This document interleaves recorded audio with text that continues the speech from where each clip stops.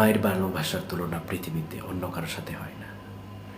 মায়ের ভিতরে আল্লাহ তাআলা অতিরিক্ত সন্তানের জন্য মাকে তৈরি করেছেন।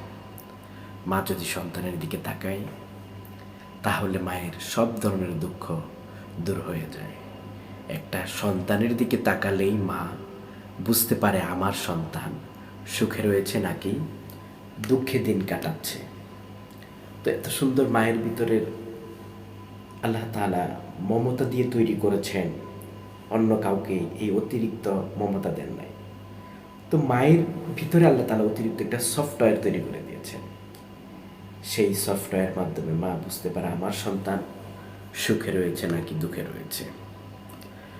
এজন্য রাসূল করিম সাল্লাল্লাহু আলাইহি ওয়াসাল্লাম বলেন, আল জান্নাতু তাহতা আকদামিল উম্মাহাত, মায়ের পদতলে সন্তানের জান্নাত বা বেহেশত। তো মায়ের পায়ের নিচে মাটি খুঁড়ে তো জান্নাত পাওয়া যাবে না।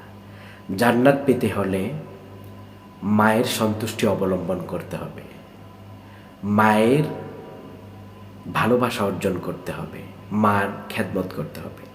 মায়ের খেদমত ছাড়া, মায়ের ভালোবাসা ছাড়া কেউ জান্নাত লাভ করতে পারবে না। রাসূল করিম সাল্লাল্লাহু আলাইহি ওয়াসাল্লাম তিনি মায়ের খেদমত করতে পারেননি, তবে মায়ের খেদমতের ব্যাপারে তিনি যথেষ্ট গুরুত্বারোপ করেছেন। একদিন রাসূল করিম সাল্লাল্লাহু আলাইহি ওয়াসাল্লাম মসজিদে নববীতে বসা ছিলেন। তো হযরত হালিমাতুস সাদিয়া রাদিয়াল্লাহু আনহা তিনি মসজিদে গমন করলেন, রাসূলের দরবারে বসলেন। রাসূল করিম সাল্লাল্লাহু আলাইহি ওয়াসাল্লাম তার সম্মানে নিজের গায়ের চাদর বিছিয়ে দিলেন। তো যখন তিনি তার কথাবার্তা শেষ করে চলে গেলেন, সাহাবায়ে কেরাম জিজ্ঞেস করলেন, এই মহিলাটাকে যার সম্মানে আপনি আপনার গায়ের চাদর বিছিয়ে তার বসার স্থান বানিয়ে দিয়েছেন?